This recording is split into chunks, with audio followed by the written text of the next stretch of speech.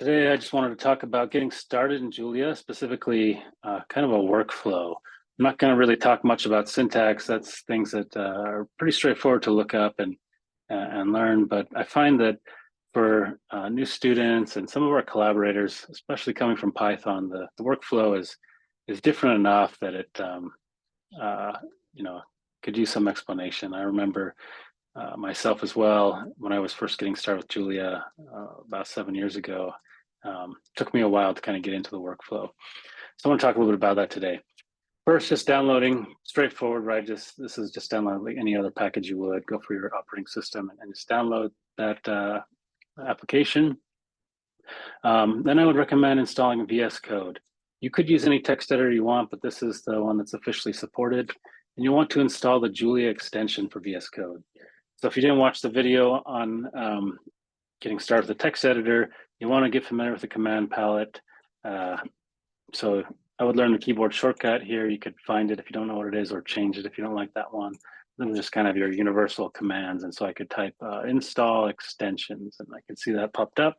So I'm going to do that, and I'm going to just type Julia, and should be the first one that comes up here, Julia language support. And yours will say install if you haven't installed it before. Mine doesn't have that because I've already installed it. I can just change the settings here if I wanted to, but you'll want to install that. Okay, so once you have that, it should automatically find your path and things, but if not, go look at the documentation for that. Make sure that's set up properly. Okay, so I'm just gonna start a new file here, and I'm just gonna call it blah.jl. I guess I already used that name before, so we'll replace it. And let's say I just write a little function here. Example takes an x and y, and it computes c as x squared times y, and w is equal to z times the cosine of y, and it returns w and z, and that's it. Okay, that's my function. And I just want to put in some numbers, very simple thing here, and put those in, and let's just print them out. I could use print line. Actually, I'm just going to use show. Actually, just show w. I don't know if I can do that. I don't use that one as often. Okay, so if I was in Python, the normal thing I would do is go to my terminal or integrated terminal here, and I would go to the folder I'm in, and I would type Julia here, and then the name of the file, and execute it, and that worked. I'm curious if this works. Yeah, okay, well, yeah, that makes sense, of course. It's just doing it as a tuple. But anyway, so I just wanted to see those, or I could do a print. I wanted to put something here and give it some context and say something. Maybe the C meant something else, so I want to give it a name, but basically gonna just print the same thing here. Okay, so every time I change it, I'm just coming back and running this file. And that's how I normally do things in Python. And of course, I could do this in my editor in a little terminal within the window to make things a little more convenient, but that would be a typical workflow. In Julia, I do not want to do that. The reason is that in Julia, so Python is going to be fully interpreted, right? So this makes sense, but in Julia, these are going to be compiled the first time I run it. So it's got a just-in-time compiler. The first time I call example, I called it with 2 floats, so it's going to compile it specifically for float input.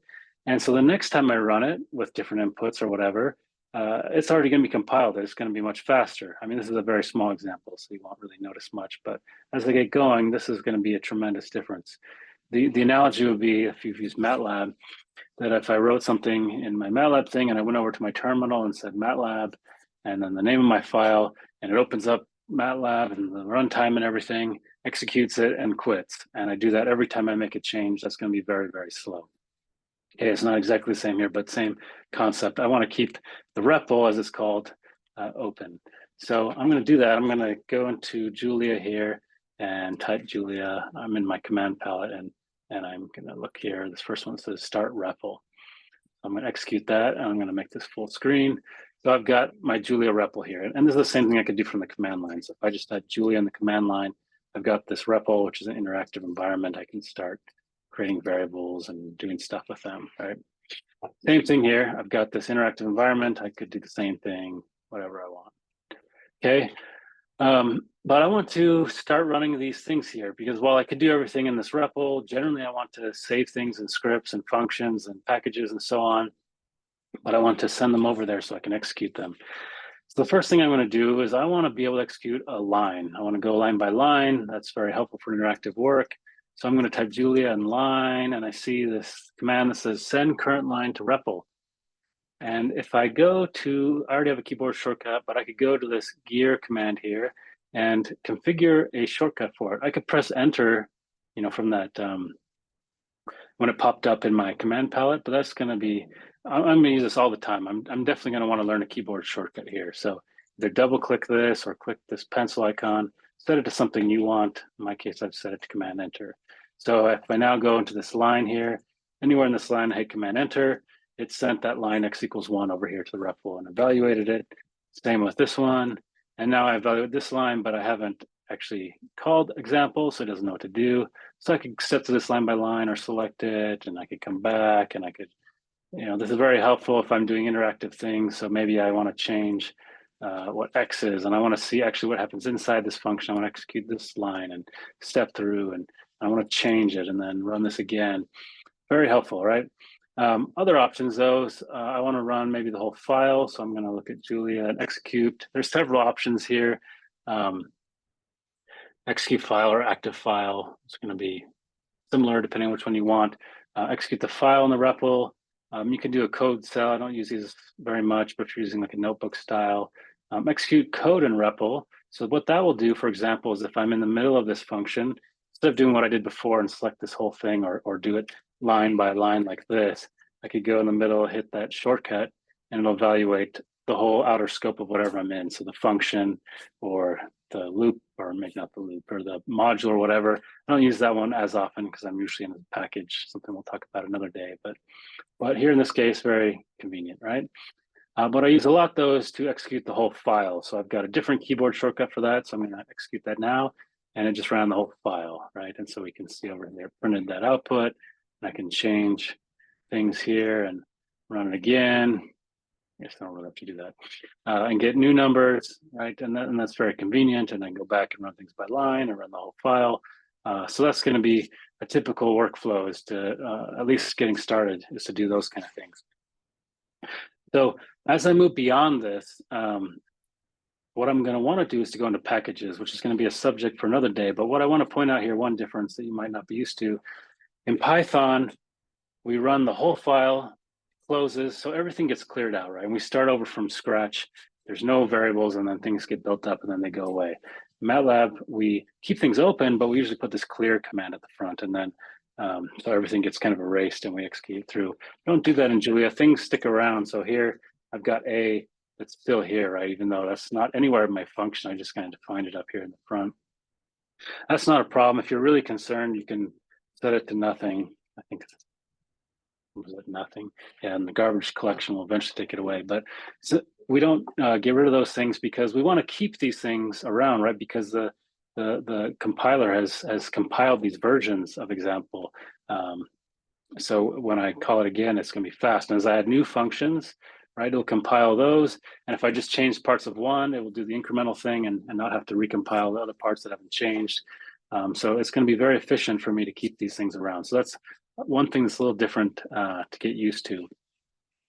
The other thing to note, right, because we're doing this Julia kind of allows me to do both, right? I can be very interactive here, but really, if I want to get performance, I want to put everything in functions, right? Because those are things I can compile.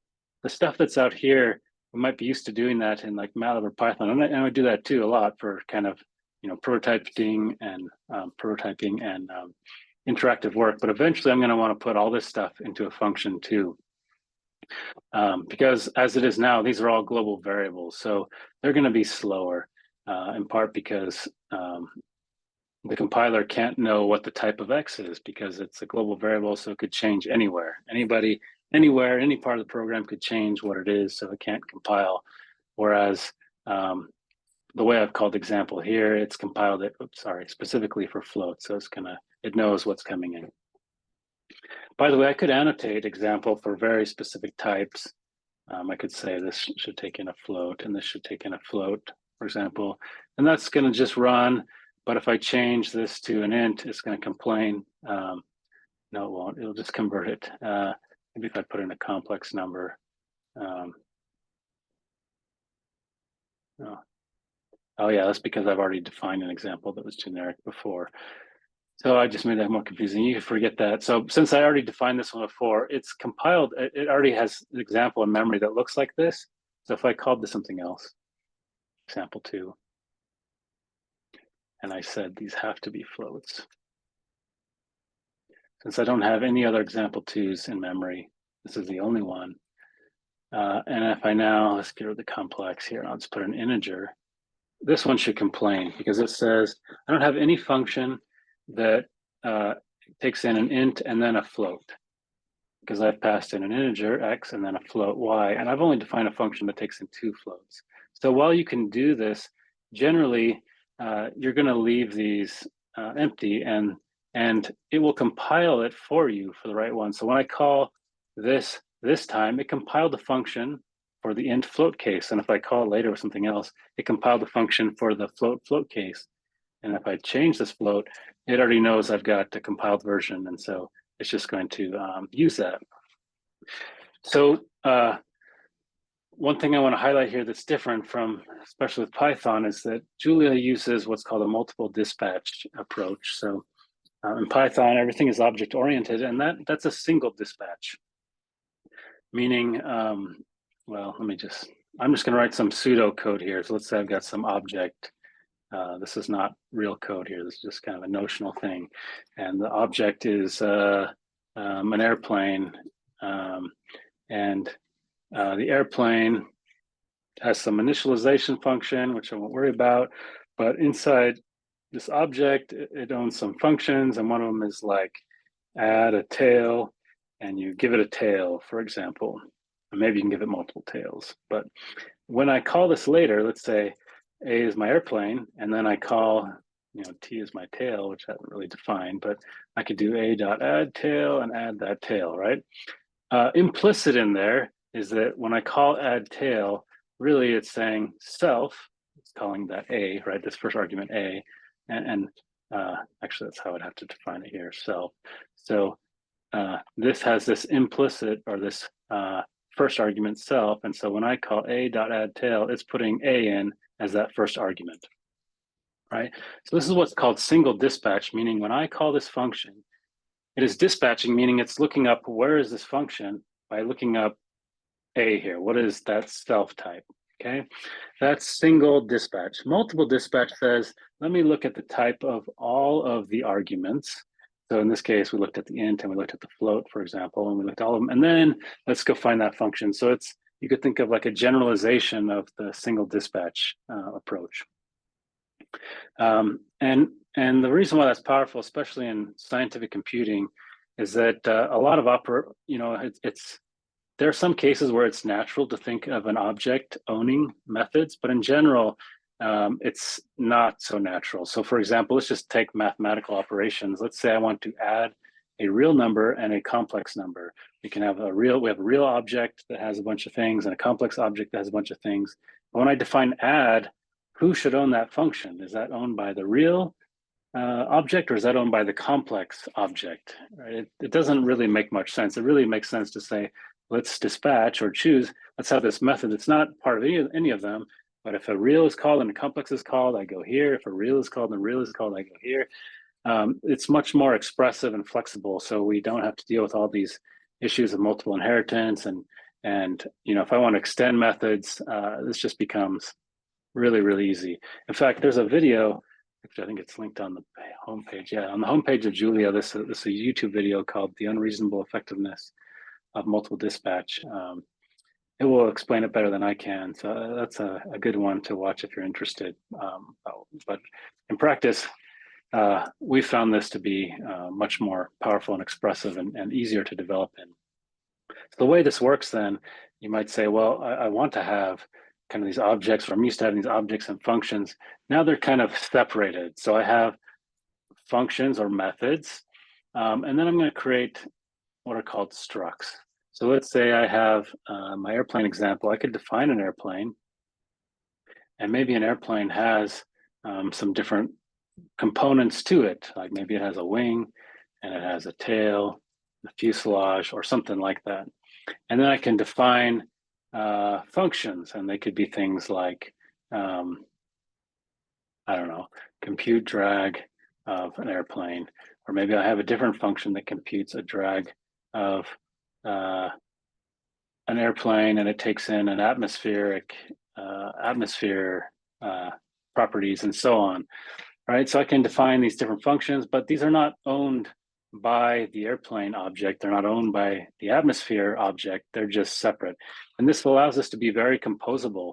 So I can create new functions, and maybe this becomes not an airplane, but it becomes like I don't know, it becomes a lighter than air vehicle or something, or it becomes some sort of, or it's a rotorcraft or something like that. And I can it becomes much more flexible as I kind of compose these things.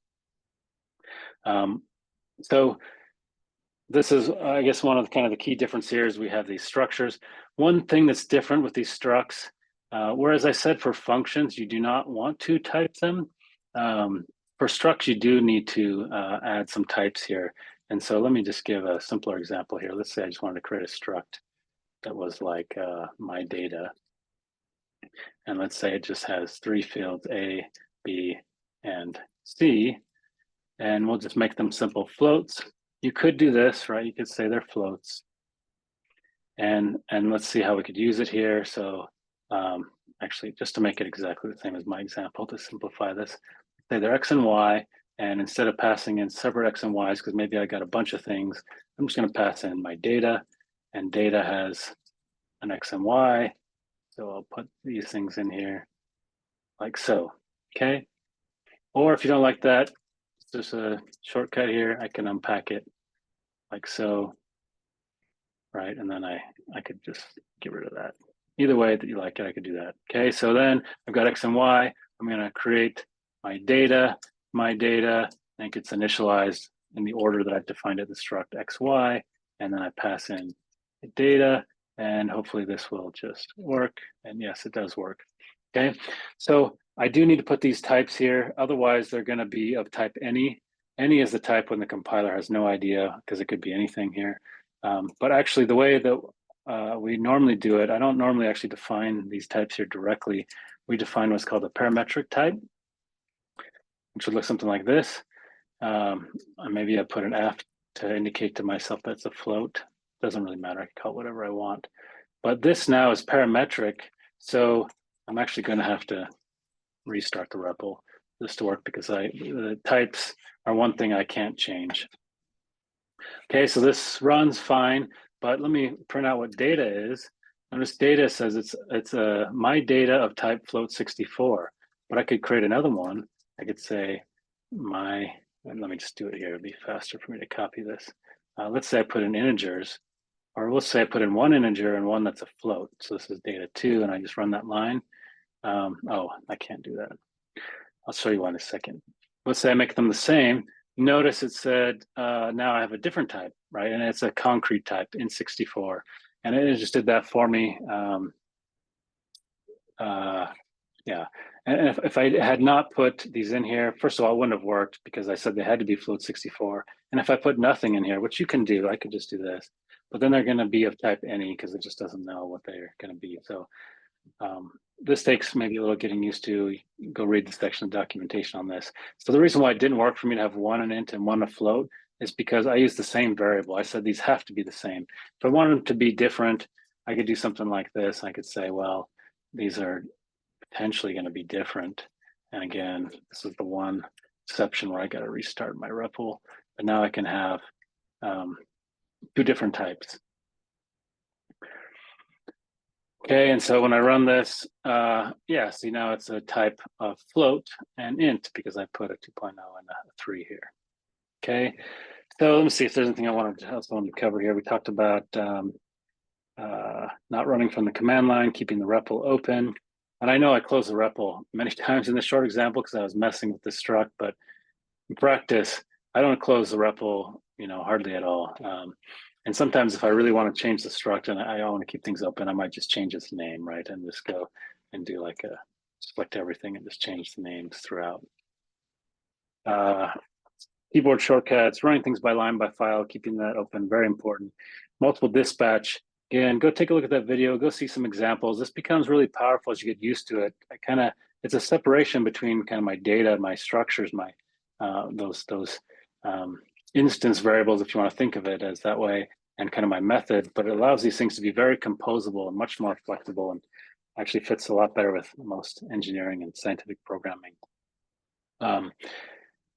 You don't need to put types on these methods. The one exception is with multiple dispatch. We'll talk about that another time. That's when you do want to have a type. You do use these parametric types for structs. That's important. One last thing I want to talk about is just broadcasting. This is a cool thing. So in Julia, so let me just make an array here. Let's say I call this one, well, I don't want to type it all out. Let's just say, get rid of all this for now. X is some random vector of length 5. Y is another random vector of length 5. And I can do broadcasting. So if I do X dot times Y, it's going to do element-wise multiplication, right? So it's going to take the first element of X, multiply it by the first element of Y, and so on. If I do X times Y, I don't think that should work. Oops, yeah, doesn't know what to do with that, right? But because it's trying to do linear algebra here, and these are both column vectors. So what's a column vector by a column vector? That doesn't make sense, but I could do X transpose times Y. That's a dot product, right? And so that works, gives me a single number. So broadcasting is nice. You should be used to that in other languages, but this is a little more powerful here because this is in Python, it's a little bit ambiguous at times what the broadcasting is going to be, right? Whether it's going to do element-wise or it's going to do it in a matrix multiplication. But the real powerful thing here is that I can do it with anything. So I can define a function. Let's call this example 3. And let's say it takes in scalars, X, let's call it A and B. And it does the cosine of A plus B, and it returns that. That's all. Okay. And now I want to do, if I do example 3 with X and Y, this is not going to work. I'm going to say there's a method error, cosine of the vector, but because I wrote this for scalars, or maybe I have a function that accepts scalars. So if I had done, for example, X1 and Y1, it's perfectly happy with that. But what I can do is I can just put that dot syntax on the function and broadcast along the function here. And so that works. So now it has element-wise, or in a vectorized way, evaluated each of these operations.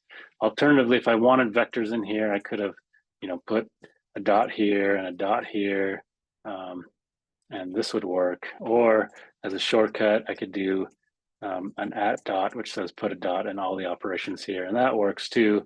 But it can be very powerful if I write this, or I use functions that are for scalars and I just want to vectorize them. This is very nice, and it's very clear about what's happening in terms of broadcasting. Okay, I think that's enough for today. I think I said this, but I'll say it again if I didn't. We'll talk a little bit more about performance later.